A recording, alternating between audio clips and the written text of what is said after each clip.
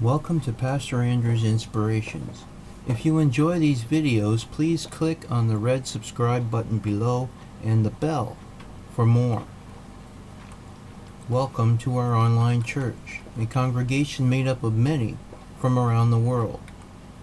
No offering is necessary. Subscribing and watching videos will keep us alive under God's watchful eyes. Today we will be talking about biblical names starting with H, part 8. This part consists of 3 sections. This is section B. Hannah continued. Every year, Elkanah would offer a sacrifice at the Shiloh sanctuary and give Penninah and her children a portion, but he gave Hannah a double portion, because he loved her and the Lord had closed her womb. One day Hannah went up to the tabernacle and prayed with great weeping in 1 Samuel chapter 1. While Eli the High Priest was sitting on a chair near the doorpost. In her prayer, she asked God for a son, and in return she vowed to give the son back to God for the service of God.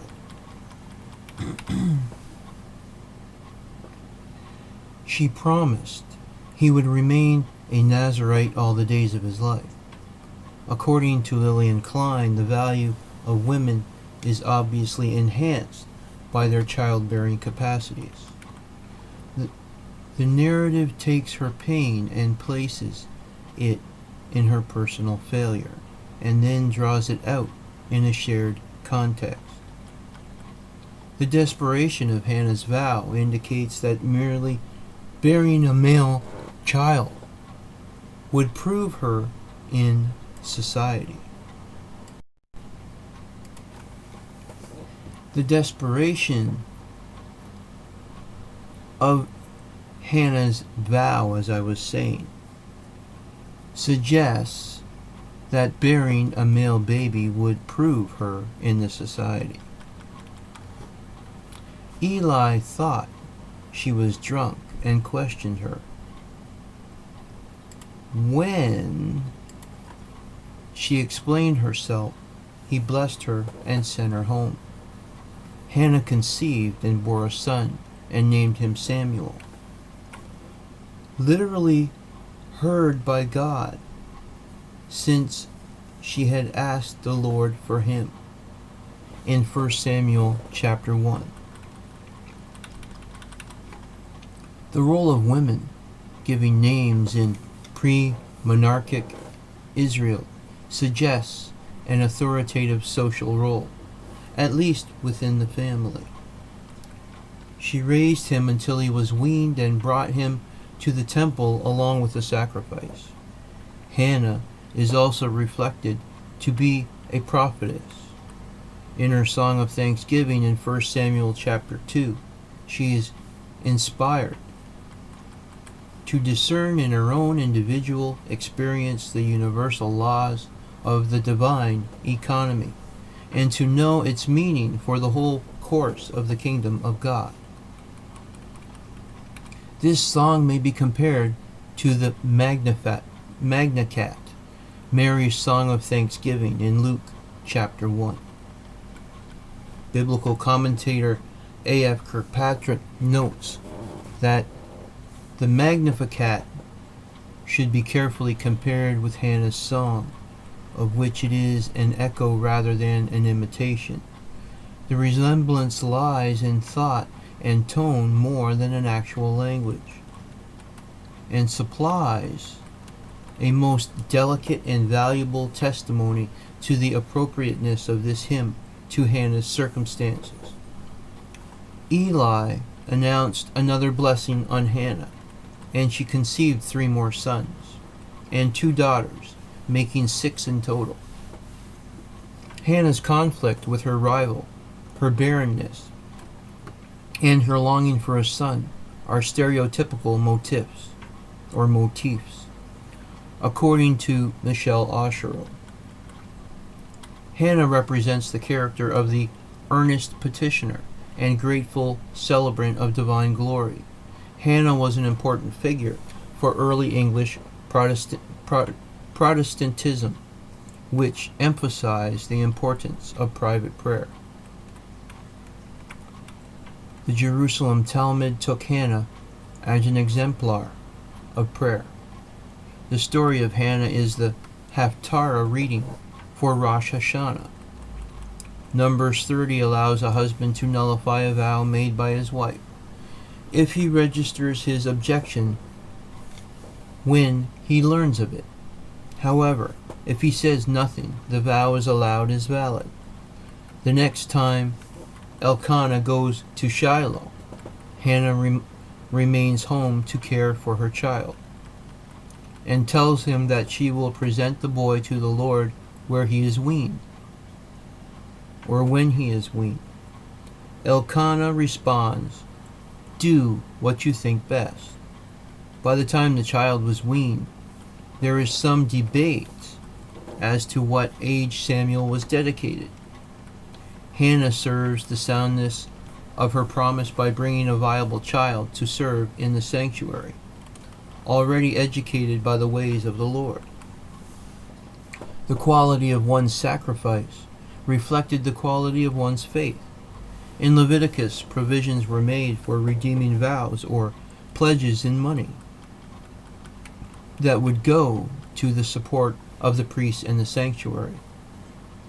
So Hannah could have chosen that option to fulfill her vow. If, on calm reflection, once she had her son, she felt unable to part with him, William Wales created a stained glass window depicting Hannah.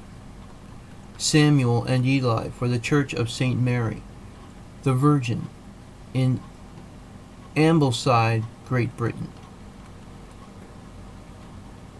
Hanniel, prince of the tribe of Manasseh, one of those appointed by Moses to superintend the division of Canaan amongst the tribe in Numbers chapter 34. Hanok is the name of two biblical figures, a son of Midian, the eponymous forefather of the Midianites, a son of Reuben, the eponymous forefather of the tribe of Reuben. According to Shen and Black, the presence of this clan name in the genealogies of Reuben and Midian may indicate that the clan Hanok was considered a part of the tribe of Reuben, but had a Midianite origin. Hanun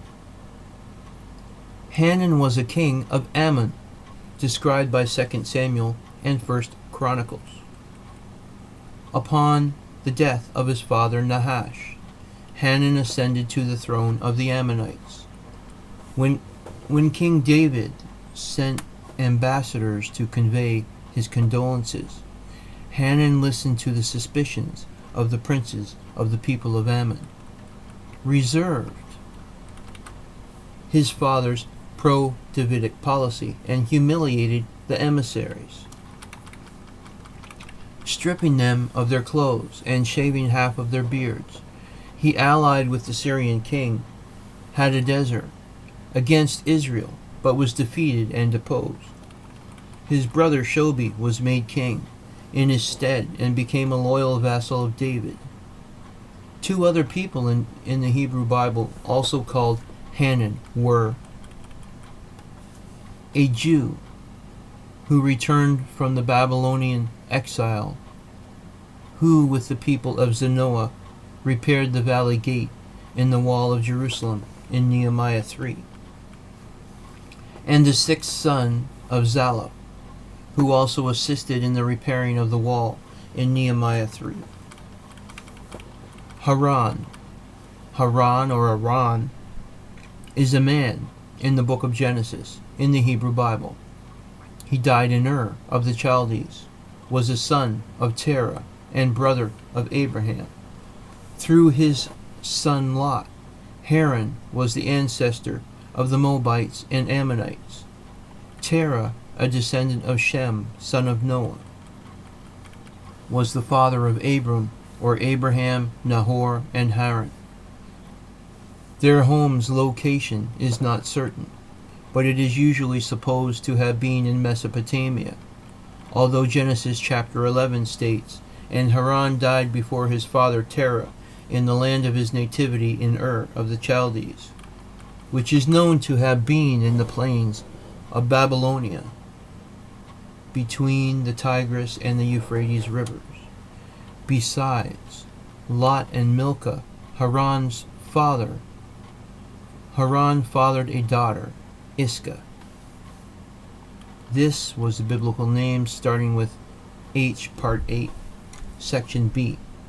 Please stay tuned for Section C, continuing with Haran's story.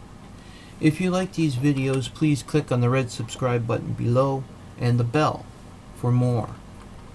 Adonai Nisi, the Lord, is our banner. God's blessings be upon us all.